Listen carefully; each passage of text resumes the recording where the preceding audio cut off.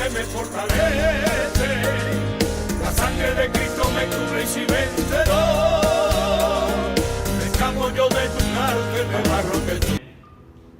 Miren, primero les voy a hacer una pequeña y rápida introducción al libro de los Romanos. Y es que el libro de los Romanos, para mí, es la columna vertebral del cristianismo.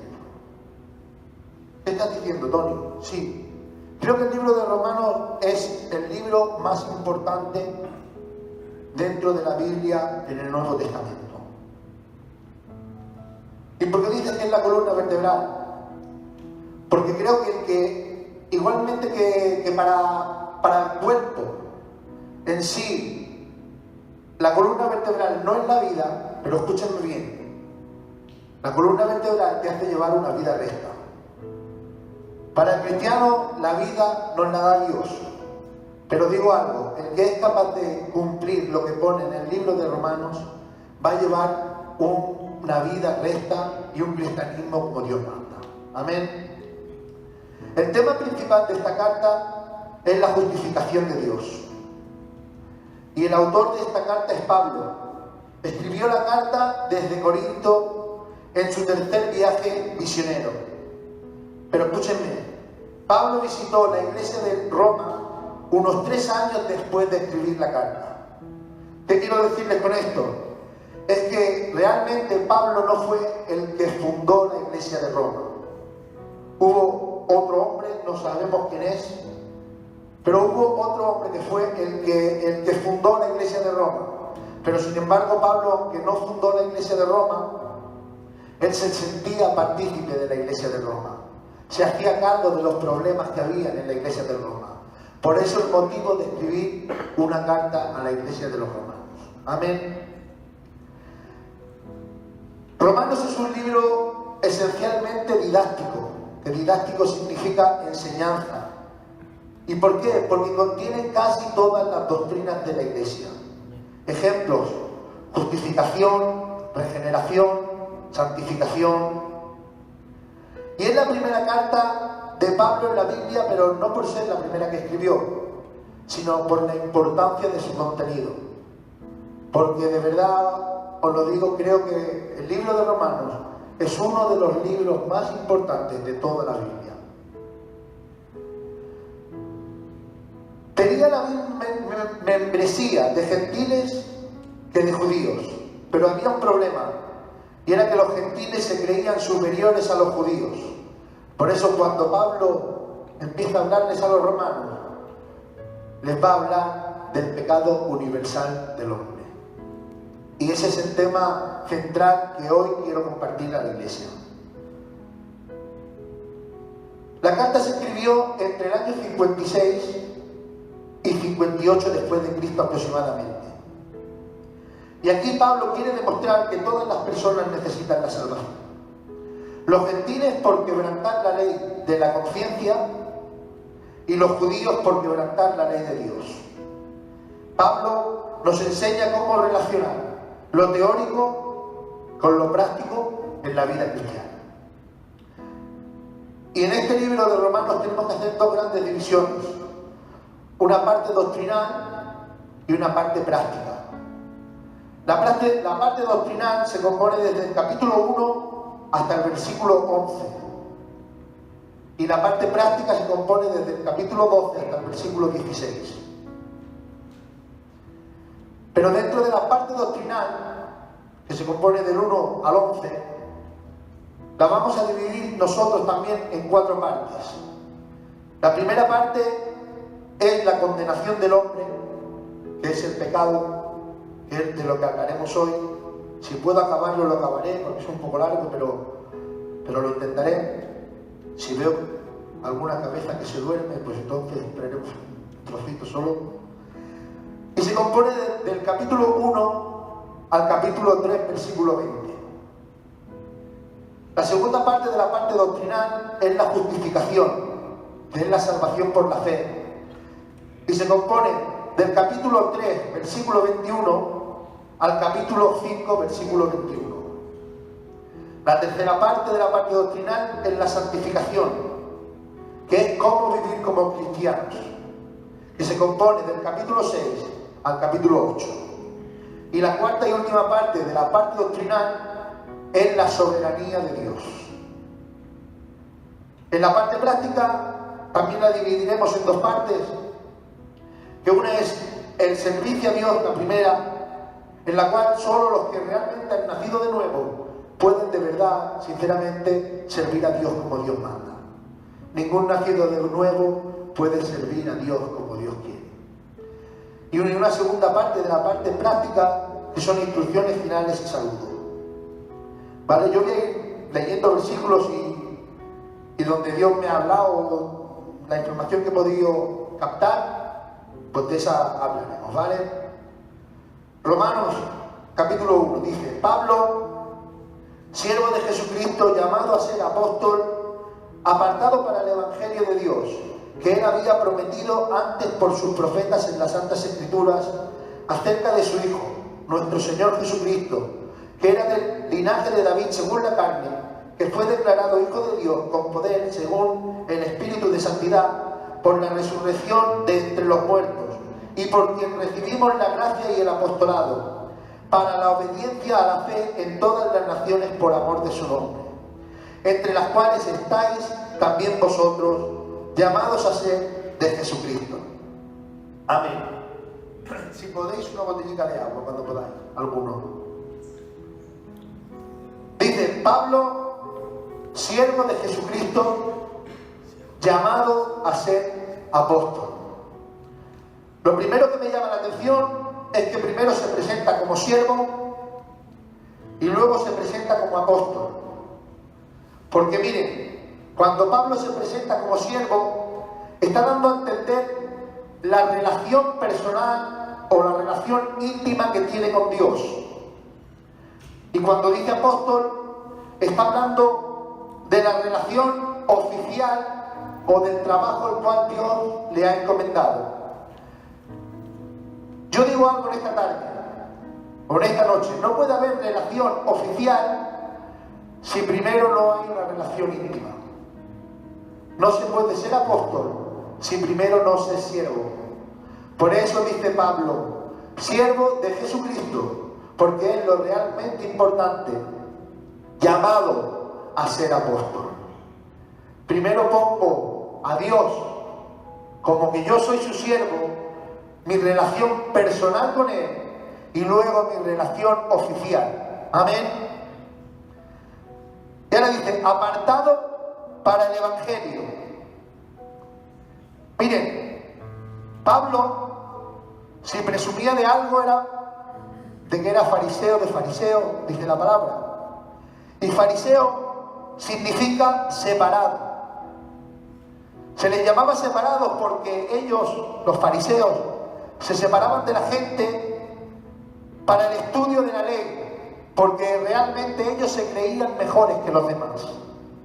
Pero ahora Pablo ha recibido el Evangelio, ha recibido la verdad, y ahora no escribe separado, escribe apartado. Porque ahora entiende Pablo que no puede vivir separado de la gente, sino que Pablo vive apartado para un propósito que Dios tiene con él. Y de paso ya les aplico, iglesia del Señor, no podemos vivir apartados de la gente creyéndonos superiores a los demás, pero sí que podemos, o mejor dicho, no podemos vivir separados de la gente, pero sí apartados para el propósito para el cual Dios nos llama a cada uno. Amén. Y dice: a todos, el número 7, a todos los que estáis en Roma, amados de Dios, llamados a ser santos, gracia y paz a vosotros, de Dios nuestro Padre y del Señor Jesucristo. Dice: llamados a ser santos. Esto lo dice, iglesia del Señor, aquellas personas que ya han nacido de nuevo. Porque Dios no puede llamar a una santidad a aquellas personas que todavía no han nacido de nuevo. Y les dice: llamados a ser santos, gracia y paz sea a vosotros. Yo digo en esta noche, ¿qué es la gracia? La gracia es un don inmerecido que Dios da al hombre sin merecer. ¿Y qué es la paz? puesto aquí, es el estado de reconciliación con Dios como consecuencia de recibir esa gracia. ¿Qué significa esto? Que no podemos nosotros estar en paz con Dios si primero no hemos recibido la gracia del Señor Jesús en nosotros. Si nosotros no hemos aceptado su sacrificio, si nosotros no hemos aceptado su sangre, no podemos recibir esa gracia. Y si no recibimos esa gracia, no podemos estar en paz con Dios. Amén. Dice el versículo 8. Primeramente doy gracias a mi Dios, mediante Jesucristo, con respecto a todos vosotros, de que vuestra fe se divulga por todo el mundo. ¿Se dan cuenta? Dice, vuestra fe se divulga por todo el mundo. Porque yo digo algo, los que han nacido de nuevo realmente tienen que dar evidencias de lo que ya están viviendo. Dice, vuestra fe se divulga por todo el mundo. Y es que escúchenme, tanto bueno o tanto malo como hagamos, va a ser un ejemplo para los demás. Tanto bueno o tanto malo. Pero cuando se lo dicen a los romanos, le dicen, vuestra fe se divulga por todo el mundo. Qué bueno es que nos puedan decir que nuestra fe es visible a la gente que nos rodea. ¿Cuántos lo creen en esta tarde? Griten un fuerte amén. Y dice el 9, porque testigo me es Dios, a quien sirvo en mi espíritu, en el evangelio de su Hijo, de que sin cesar hago mención de vosotros siempre en mis oraciones. Dice, me es testigo Dios. Qué bueno, hermanos, poder poner a Dios como testigo cuando tú amas. No sé si ustedes se dan cuenta, pero hoy en día hasta los que no son cristianos son capaces de decir delante del Señor. Y ponen al Señor delante para cualquier cosa, pero yo digo que eso no está bien. Cuando usted y yo pongamos al Señor por delante, tiene que ser por una verdad absoluta. Amén. No se puede poner a Dios por delante por cualquier cosa. Y ahora dice, al cual sirvo en mi espíritu. Pablo da a entender de que sirve en su nueva naturaleza. Porque antes el sentimiento de Pablo era matar cristianos. Era ir a las iglesias, tomar a los cristianos, meterlos presos y a los que no los mataban. Pero ahora ha cambiado. Ahora dice que sirvo en mi espíritu, como queriendo dar a entender en su nueva naturaleza. Porque ahora su propósito no era hacer presos a los cristianos, sino convertir a la gente y hacerlos cristianos. Y dice el 10, rogando que de alguna manera tenga al fin, por la voluntad de Dios, un próspero viaje a vosotros, porque deseo veros para comunicaros algún don espiritual a fin de que seáis confirmados.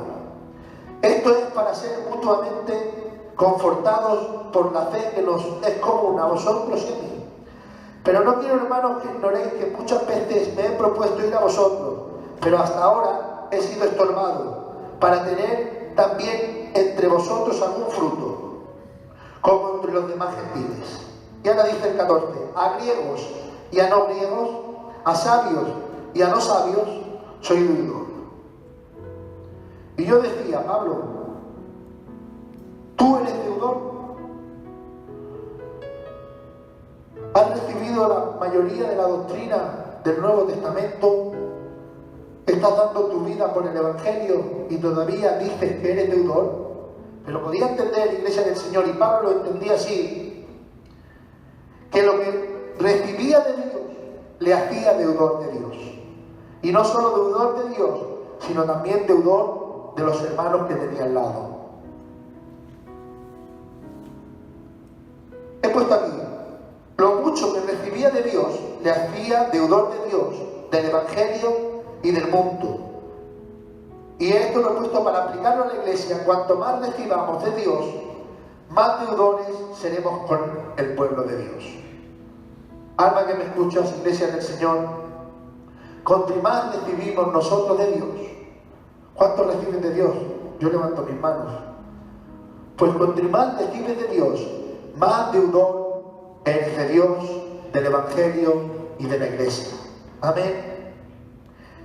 Y dice el 15: así que, en cuanto a mí, pronto estoy a anunciaros el Evangelio también a vosotros que estáis en Roma.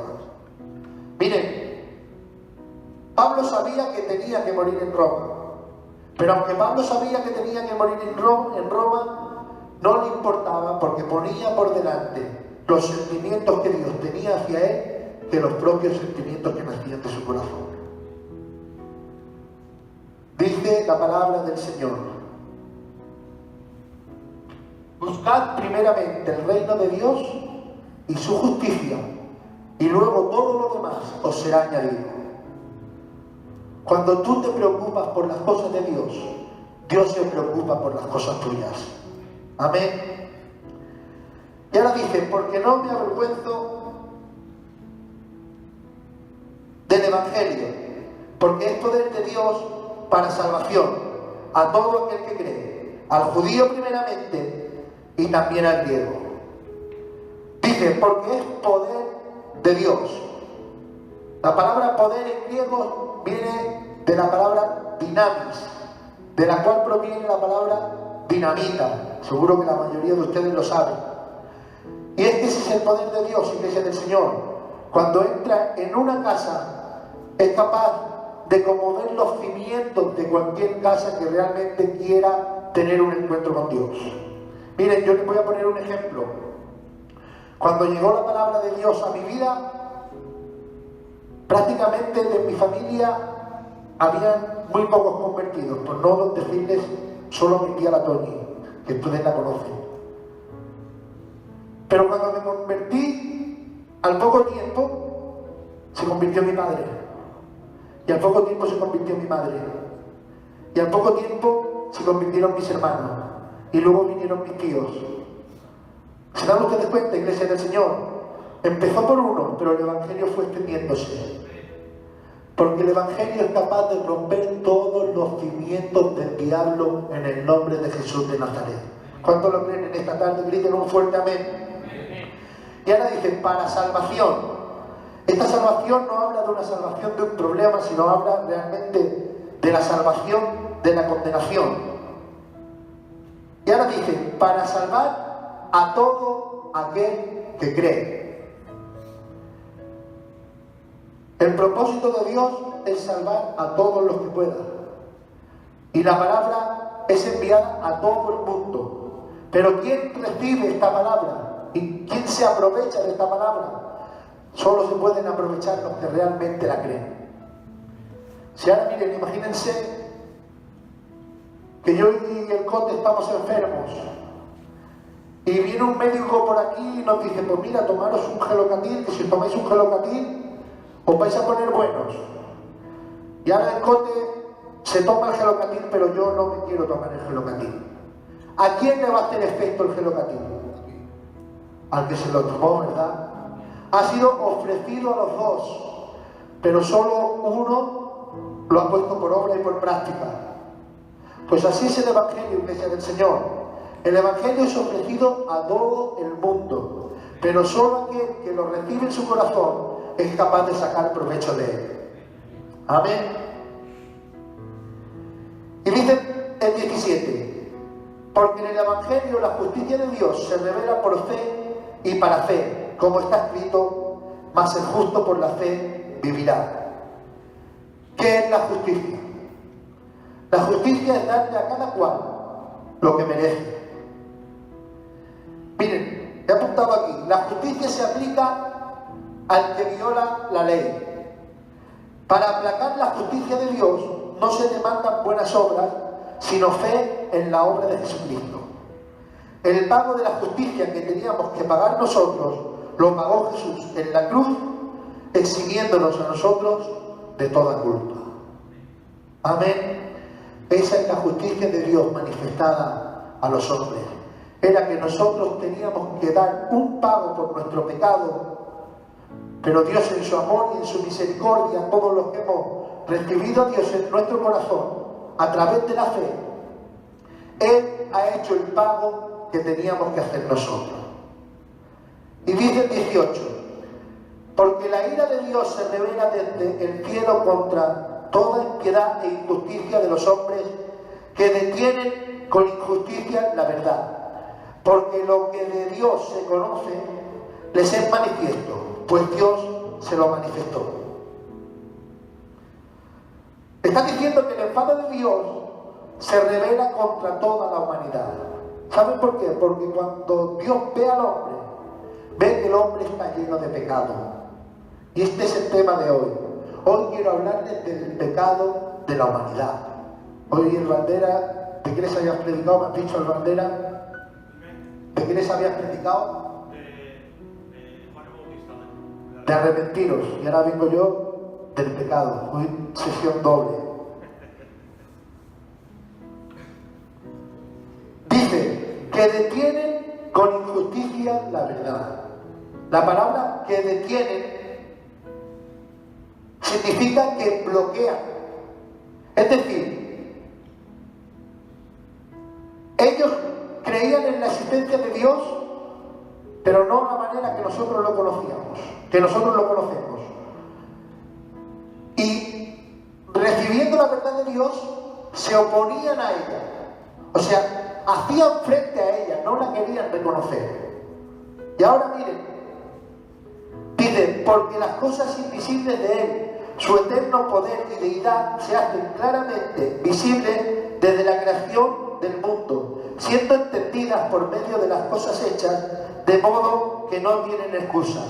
Pues habiendo conocido a Dios, no le glorificaron como a Dios, ni le dieron gracias, sino que se envanecieron en sus razonamientos, y su necio corazón fue entenebrecido. ¿Ves? Dice, se hace claramente visible. Se hace claramente visible porque realmente cuando nosotros miramos la creación, no tenemos más remedio. Incluso los que no conocen a Dios a la manera que lo conocemos nosotros, aquellos que son sensatos, tienen que reconocer que tiene que haber una mano creadora. Porque realmente todo el diseño de la creación está hecho a la perfección. Él dice, la palabra conocido viene del griego ginosco, que significa entender por medio de ver. Es decir, reconocían la existencia de Dios por lo creado, pero no lo conocían a la forma que lo conocemos los verdaderos cristianos. Y dice, y no le glorificaron como a Dios. O sea, se maravillaban con la creación. Decían que tenía que haber una mano creadora, pero realmente no le daban a Dios la gloria y la honra que solo Dios se merecía. No le glorificaron como a Dios, sino que con sus propios razonamientos, habla de sus propios razonamientos, no un razonamiento según la mentalidad de Dios, sino sus propios razonamientos. Es un razonamiento humano sin tener en cuenta a Dios. Y ahora dice, su corazón fue entenebrecido. Entenebrecido significa que se llenaron de tinieblas. Es decir, que tenían la verdad delante de sus ojos. Tenían la creación, tenían los mares, tenían los montes, tenían todos los cielos que cuentan su gloria. La tenían delante, pero tenían el corazón entenebrecido. Tenían tinieblas delante de los ojos. ¿Ustedes no les ha pasado nunca que han ido conduciendo y han tenido que ir muy despacio de tanta niebla que tenían delante? Pues así estaban estos hombres en sus vidas. Tenían la verdad delante, pero tenían una oscuridad delante de sus ojos.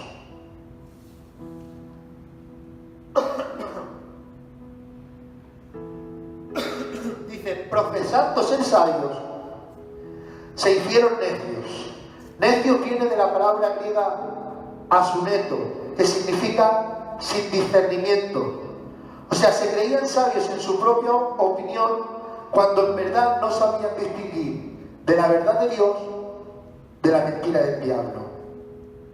Ellos se creían sabios en su propia opinión y creían que de la manera que ellos vivían era la manera correcta, pero realmente no veían la verdad que Dios les estaba ofreciendo y sí creían en el engaño del diablo que sí que les estaba ofreciendo.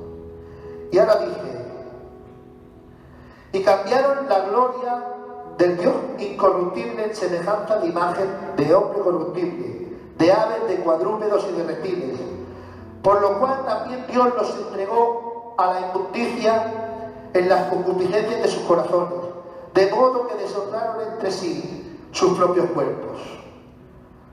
Dice, por lo cual también Dios los entregó a inmundicia. Y ahora yo pregunto, ¿fue Dios realmente el que los entregó y les hizo vivir en esa inmundicia?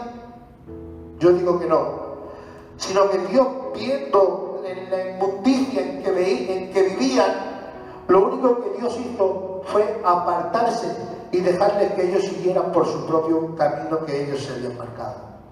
Y es que escúchenme bien, hemos dicho que Dios le ofrece la salvación a todo el mundo, pero Él no va a obligar a nadie a que lo siga. ¿Cuántos lo creen en esta tarde? Griten un fuerte amén. Y ahora dice,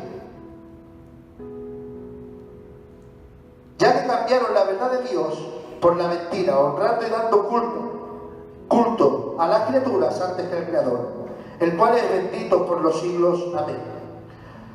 Por eso Dios los entregó a pasiones vergonzosas, pues aún sus mujeres cambiaron el uso natural por el que es contra naturaleza. O sea, Dios hizo un diseño para el hombre y un diseño para la mujer. Dios tenía un plan para el hombre y Dios tenía un plan para la mujer. Pero hubo un problema, y era que los hombres no querían someterse al plan de Dios. Y es que, iglesia del Señor, en el corazón del hombre, cuando intentamos buscar algo bueno, realmente no vamos a encontrar nada bueno. Y ahora miren, dice el 27. Y de igual modo también, no miento, el 28 dice, y como ellos no aprobaron tener en cuenta a Dios, Dios los entregó a una mente reprobada. O sea, lo conocían, pero no lo reconocían ni le dieron el lugar que Dios merecía. Y Dios los entregó a una mente reprobada. Y yo digo, ¿qué significa una mente reprobada? Significa una mente que ha sido probada, pero que no ha dado la talla. Dios nos examina, Dios nos mira, y Dios nos pesa en balanza, iglesia del Señor. Y Dios ve la calidad de nuestro corazón y de nuestras intenciones. Y ahora miren, dice, estando atestados de toda injusticia. Atestados significa llenos hasta el borde de injusticia, de toda falta de rectitud. O sea, Dios miraba al hombre y lo veía lleno hasta el borde de falta de rectitud. Perversidad, avaricia, maldad, llenos de envidia. Aquí me he querido parar porque me llamó la atención. Llenos de envidia. He puesto aquí, disgusto por la prosperidad de otro. Si hoy hay algo que está haciendo daño en medio del hombre y de las iglesias, es la envidia. Y es que no somos capaces de ver cuando Dios bendice a uno. Yo me tengo que alegrar, iglesia del Señor, cuando mi hermano Banderas predique y la gente reciba a Dios. No debe de haber en mi corazón envidia. Y hoy, que Dios reprenda al diablo, por desgracia, estamos viendo la envidia en medio de nosotros. Dice, homicidios, contiendas, engaños, malignidades, murmuradores. Me he parado también aquí porque he puesto, son los que hablan clandestinamente por detrás. Es un pecado grave, iglesia del Señor, la crítica. Si tú amas a tu hermano y ves que tu hermano está haciendo algo mal, si yo estoy viendo que el Cote hace algo mal, si yo voy a donde el Cote y le digo, Cote, estás haciendo esto mal y esto mal, eso no es crítica, iglesia del Señor. Pero si yo veo que el Cote está haciendo algo mal y me voy a donde está el Banderas y le digo, Banderas, ¿te has dado cuenta de lo que está haciendo el Cote? ¿Se dan cuenta? Lo estoy haciendo clandestinamente por detrás sin que nadie me vea, con una doble intención. Y este Dios juzgará el día de mañana esa doble intención. Amén. Por eso, no podemos ser murmuradores. Detractores. ¿Saben lo que significa detractores? Son los que hablan en contra de todo. Seguro que algunos conocen. Dice el pastor, vamos a poner el culto a las 7:30. Y ya salta. Pues si ya estaba bien a las 7, ¿por qué lo cambié a las 7:30? Lo vuelvo a poner a las 7. Y ahora dicen, este pastor lo ha puesto a las 7:30, ahora lo vuelvo a poner a las 7. Están en contra de todo. Estos son los detractores. Todos lo ven mal. Solo ven bien aquellas cosas que ellos proponen. Pero Dios bendiga a aquellos hombres, iglesia del Señor, que cuando el pastor propone algo, no son detractores, sino que aportan y que apoyan. Amén. Aborrecedores de Dios, injuriosos, soberbios, altivos, inventores de males, desobedientes de los padres, necios, desleales, sin afecto natural, implacables, sin misericordia. ¿Se dan cuenta, iglesia del Señor? La cantidad de pecados que está mencionando Pablo, de los cuales Dios está en contra. Y ahora dice el 32. Dice, quienes habiendo entendido el juicio de Dios, que los que practican tales cosas son dignos de muerte, no solo las hacen, sino también se complacen con los que la practican. O sea, habiendo entendido el juicio de Dios, o sea, conocían la ley, conocían el castigo, pero aunque conocían la ley y conocían el castigo, no les importaba ni les impedía seguir practicándolo. ¿Y qué es una práctica? Práctica es hacer algo habitualmente por costumbre, hacerlo por naturaleza. Porque escuchen, si a mí un día se me escapa una mentira, eso no significa que yo sea un mentiroso. Pero si yo cada día miento y cada día practico la mentira, eso realmente me está haciendo practicar un pecado del cual Dios está en contra. Y eso es la práctica. Y dice que los que practican tales cosas son dignos de muerte. La palabra digno significa merecedores con justicia. Y dice, se complace. Da a entender que no solo las hacen, sino que animan a otros a hacerlas. O sea, no, ellos simplemente se gozaban, iglesia del Señor, con los pecados que practicaban, sino que incitaban a otros también a hacerlas. Dios reprenda al diablo en nuestros medios. Amén. Y traiga en medio de nosotros la santidad que Dios quiere.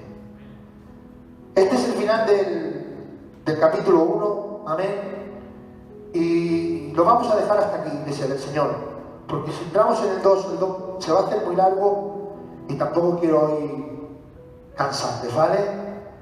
Entonces, si Dios quiere, pues la semana que viene o otra semana seguiremos hasta el capítulo 3, versículo 21, que es la parte del pecado.